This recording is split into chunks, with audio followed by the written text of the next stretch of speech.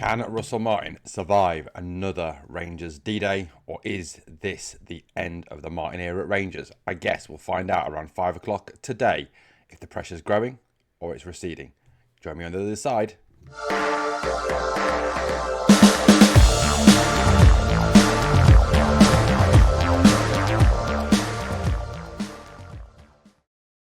Well, it's match day, guys. It is Sunday, the 28th of September. It is match day. Rangers travel to play Livingston today in what is yet another D-Day for Russell Martin. I don't know about you, but every single game today, these days, seems to be a D-Day for a manager, whether it be Russell Martin, Philippe Clement, Gio Van Bronckhorst, or whoever it is.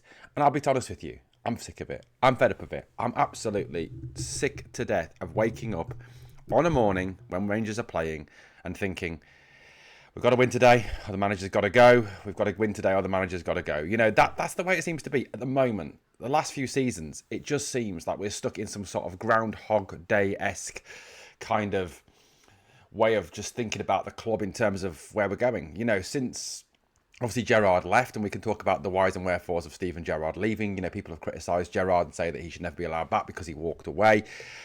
I personally would take him back. I think the reasons he walked away were because A, the Parks never fully backed him. Douglas Park has an awful lot to answer for when it came to Steven Gerrard's departure. As Steven Gerrard said, post 55, this is the time when you kick on. This is the time when you fix the roof, when the sun is shining, and we didn't do that. The Parks neglected the roof. They neglected the foundations. They neglected the gardens, the walls, and everything to do with Rangers. And the Parks are a large part of why we are in the mess we are in today. That family should never be welcome back at Ibrox ever, either Douglas or his son Jabba the Hutt.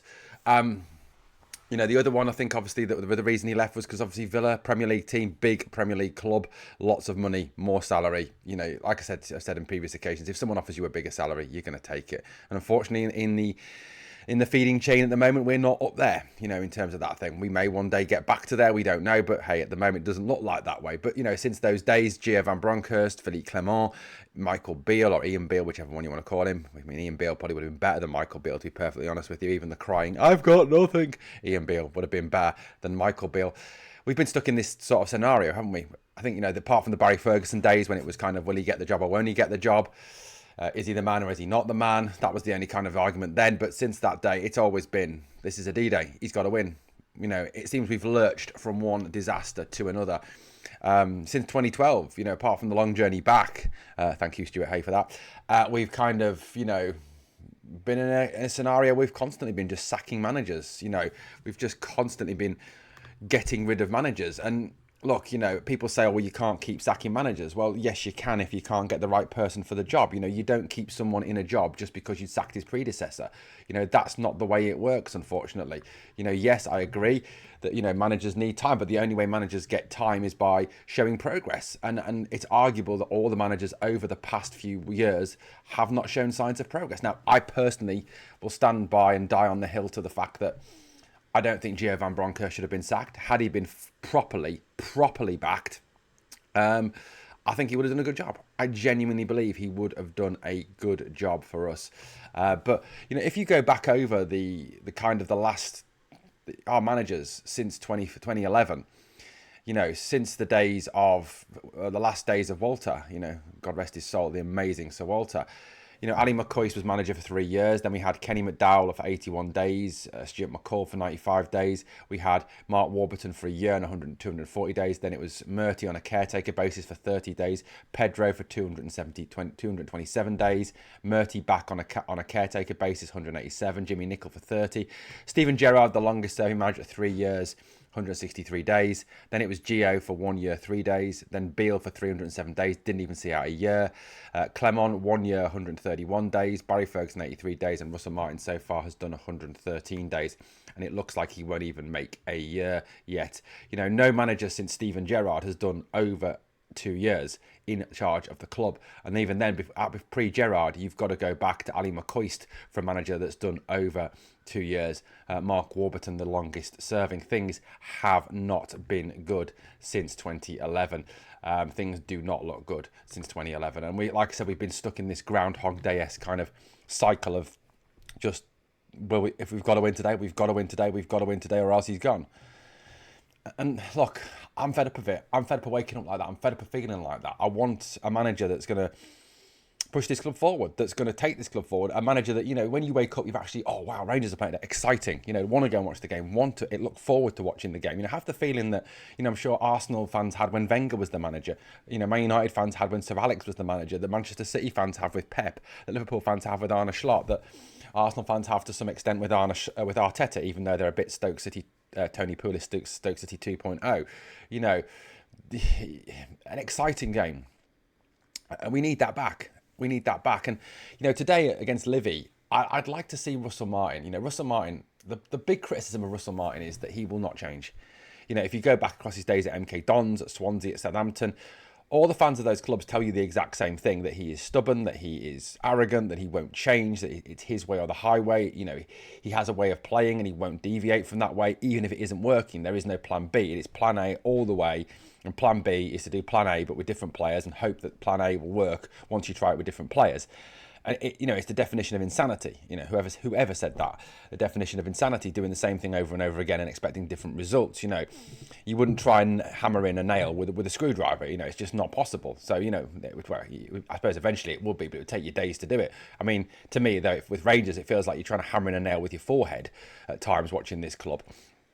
Today, Russell Martin, to me, if he's serious and he wants to keep his job and he wants to show the fan base that he is prepared to change and adapt and try things, he's got to try something different today, because quite frankly, what is happening at this moment in time is not working. And as I said to you after the defeat against Genk the other day, Livingston will watch that game, and Davy Martindale is no mug. Yes, he's our only manager of Livingston. That sounds a bit condescending, I know, but he's no mug. He will watch that game and he'll say, right, we low block, because they can't overcome a low block. They'll pass the ball beautifully and neatly and have about 80% possession, but we'll do nothing with it, which is true. This is what we do. Slow, laborious build-up. Pass, backwards, sideways. Russell Martin, we dominated the ball. But we didn't create anything, Russell. That's not the point. You can have as much ball as you want. I go back to the Champions League semi-final. Chelsea beat Barca. Barcelona, over 80% possession. Chelsea win 1-0, go to the final. Possession doesn't win you games. It's goals that win you games. At the end of the day, there's not a column on the league table that says percentage of possession and it gets you points. Doesn't work that way, Russell. Learn it.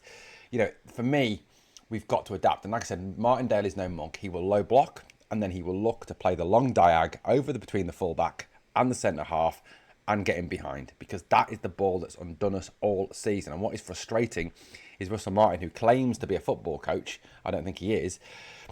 You'd have him under the Trade Descriptions Act. You really genuinely would. He's not a football coach. Cannot do anything about that ball. And it's ridiculous. So for me, we've got to see a change. We've got to see something different tried today to overcome the low block. When you need to move the ball quickly, you need to create overloads in areas. To when you're up against a low block, the idea is to overload certain areas of the pitch to overwhelm that low block. And we don't do that. And with a 4-3-3 and a 4-2-3-1, you cannot do that. It just does not happen. So for me, I want to see something different. I want to see something new tried. It won't be. I know it won't be. I know I'm just wasting my breath here, because he won't do it, because he's too arrogant, he's too narcissistic, he's too full of his own self-esteem. And let's face it, I don't know why. The guy's probably, I don't know. What I'd like to see him try is to go with the 3-4-3 today. I think a 3-4-3, we could create overloads in certain areas of the pitch. We could create issues for them. With this formation, you could create a situation where you've got 3 against 2 on the left, on the right, 3 against 2 on the left. You could create a situation where even if you do have to defend, you drop back as a 5 or even a 6 to shore that defence up. When they've got the ball and they're going to hit a long ball, you get Tav, Magoma and Barron all drop in to make a defensive 6, drop a few yards deeper. It takes that ball out. Raskin, Curtis and Gassama press the ball carrier, the rest drop, and you have a situation where that ball is then taken out completely. It's simple. Again, we look at to create overloads. Even centrally, you can create an overload. If Curtis and Gassama drift in, Raskin drifts in, you've got four then going through the middle. You can create areas where you can create that overload. To me, I wouldn't play Dio today after his ridiculous tackle on Thursday. That was absolutely stupid. I certainly wouldn't play Asgard. The guy is slower than a week in jail. He's genuinely shit. He's like a poor man's Todd Cantwell. I'd rather have Todd Cantwell back. Asgard's not fit to lace Todd's boots. He looks like Billy from London's Burning, let's face it. I mean, crap programme that was. But look, I would go with 3 at the back. I'd play Suter on the right side. Cornelius doesn't have the pace, so play him centrally because his skill is ball distribution. And if you want to play out from the back, put your best centre-back as free as possible to play out from the back. Fernandez on the left because he can play left side, and let's face it, we might as well play him. We've paid enough money for him. Tav as a right wing back. Now, Tav defensively is shocking. We know that. But going forward, putting the ball in the box, crossing the ball, attacking, he is, good at that. Curtis also has the energy to help cover for Tav as well in that team. Barron and Raskin, keep it nice and solid in the middle. Raskin is your creative influence. He can go box to box. He's got the energy to get up and down. Barron is your little scrapper, your bulldog in there. Magoma on the left. Look, I know Magoma was poor Thursday, but you find me another left back at the club. There isn't one because Kevin Thelwell couldn't organise a piss up in a brewery. Worst sporting director ever. Should be sacked.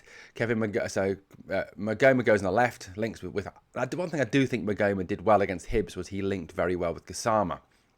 Gassama has to play. He's the best player, one of the best skillful players we've got. He has a go at people. He takes people on. He's the one that can overcome that low block with his skill. Put Miovski back in because Chimiti is Umar Sadiq 2.0. The guy is, there should be a national governmental inquiry into how we paid $8.5 million for that person. For Chimiti, who is basically a Kevin Thelwell vanity project. Kevin Thelwell trying to save face on the grounds that he paid $15 million for an absolute donkey from Sporting Lisbon. Put Miovski back in. He scores goals. He has scored goals. Put him in. You've got to. And Finley Curtis has to start. Ant-Man is shocking. Mikey Moore. If Mikey Moore starts today, I honestly feel like not watching it because the lad is just a joke. He's not a footballer. He's a boy band member. He looks like he looks like another member of. He looks like an extra member of NSYNC. He's certainly not a footballer. So Finley Curtis for me, energy, aggression, cares about the club, and not only does he score goals when he plays. Play Finley Curtis for God's sake, and develop our own players. Stop developing other players. Stop developing other teams' second-rate pieces of crap, and play our players. Mikey Moore is shit. I'm not being funny, but I'd rather play my 17-year-old daughter on the right wing than Mikey Moore. So that's what I would go with. I'd go 3-4-3. Try something different. Try something. Try and create overloads. Try and create those little balls through. Try and obviously be a bit more solid defensively. Try something because what we're trying at the moment ain't working. Guys, I'd love to know your thoughts going into today's game. I think we'll win 2-1. Today, I think we will win just because it's kind of trending again towards that sacking, the decisive game. And it always seems to be. When we do, we then win. Let me know your thoughts in the comments. Thank you for watching Glasgow Rangers Nation, guys. We'll catch you on the watch along. Catch you in a bit.